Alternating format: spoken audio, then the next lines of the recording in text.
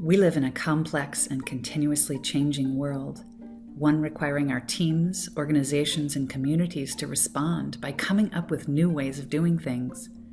That means venturing into the unknown and uncertain, and most of us aren't very good at it. According to research on organizational change, failure rates range from an abysmal 75 to 90%. Fortunately, we found there is a group of people who do change brilliantly. Creators.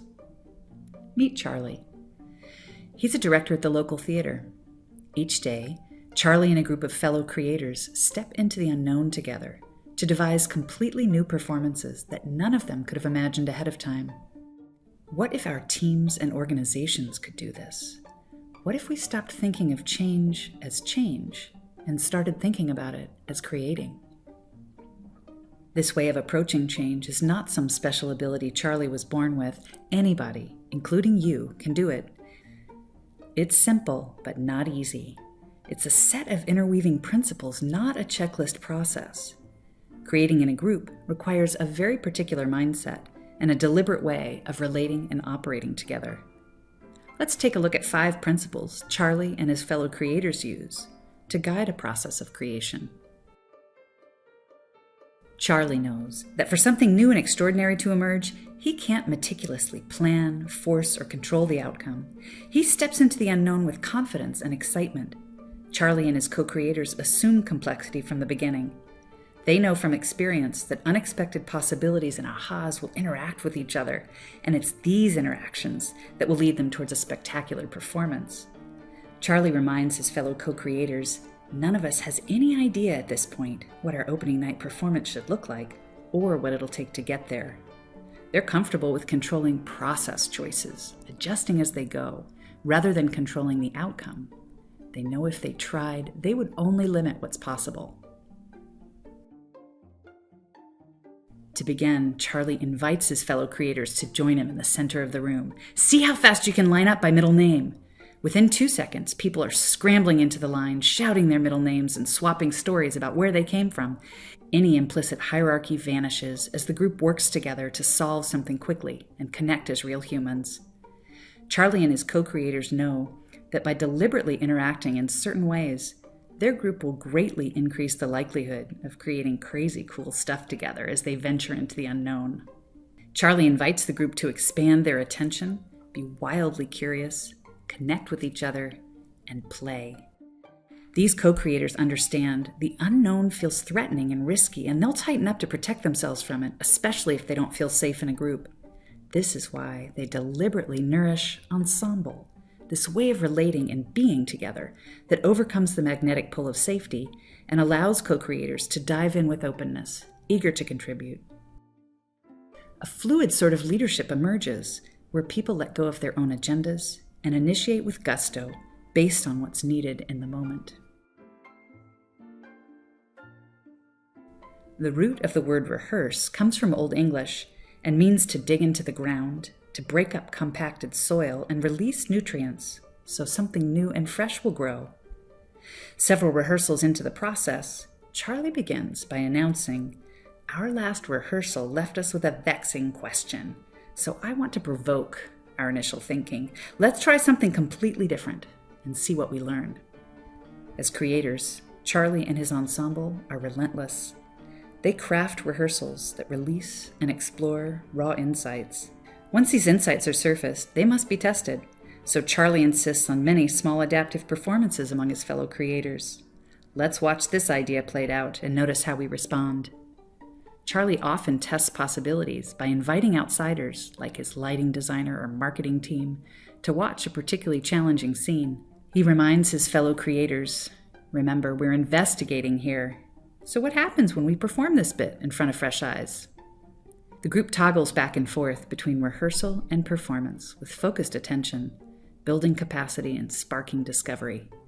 Every single adaptive performance helps them design their next skillful rehearsal.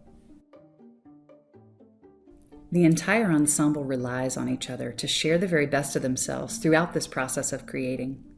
They appreciate how challenging it is as people dig deep to release their rawest insights, their untapped ideas, and the obscure connections they see as possibilities. It's not unusual to hear Charlie encourage his actors. I don't care if it's half-baked, let's play with it and see what emerges. He may challenge one of his fellow creators. Do what's obvious to you, don't try to be clever. Or suggest, I'd like to hear what you're thinking but not saying. In the safety and support of their ensemble, these co-creators tap into their strengths and real experiences because they know, as they think publicly with one another, they greatly improve their chances of creating a bold and outrageously successful performance. You've probably noticed that the way Charlie and his fellow creators work together is the opposite of sitting around a table strategizing, making detailed plans, and talking about who should do what by when. There are few chairs in the rehearsal room, and if you were there, you'd hear lots of, what if, and I want to try that, as people spring to their feet. This approach to creating requires Charlie and his group to take action. They actually have to do things. Charlie knows that action accelerates learning and discovery. As he and his fellow creators surface and test their ideas, they rapidly make problems visible, quickly eliminate options that don't work, and learn through doing what will lead them towards an extraordinary performance. Charlie and his ensemble disregard the usual approach of planning and control. Instead, they engage in an active process of creation, acknowledging and relishing the complexity of bringing something new into being. Navigating complexity and allowing for emergence aren't new ideas. In fact, there's quite a buzz about them these days. But what's different about Charlie and his group is that they know how to intentionally develop the conditions for creative emergence, directed at a specific challenge or opportunity. If you're looking for somewhere to start, take a few minutes to think about what's going on in your world. What's got your attention right now? Think of a challenge you and your team are facing and are having trouble solving. When's your opening night? A specific point in time when you'll perform for your audience what you've created to meet that challenge. What impact do you want your opening night to have on your audience? What do you want them to think, feel, and do as a result of your performance? What threats or obstacles might get in the way of the impact you're hoping for? Try naming 3 big ones. Given these, how might you begin working with your ensemble? What capacities and mindsets will you need to nurture in them?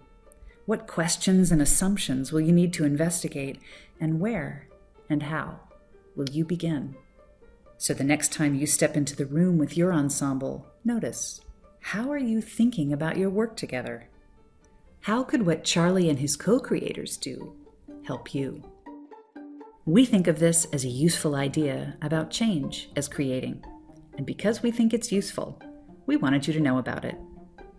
Special thanks to the Banff Center, where art and ideas collide, and where we've been incubating our ideas about change as creating over the past few years. Extra super-duper appreciation to the many private and public sector clients in Canada, Europe, and the US who've played with us along the way. And of course, there's a group of us who co-created this.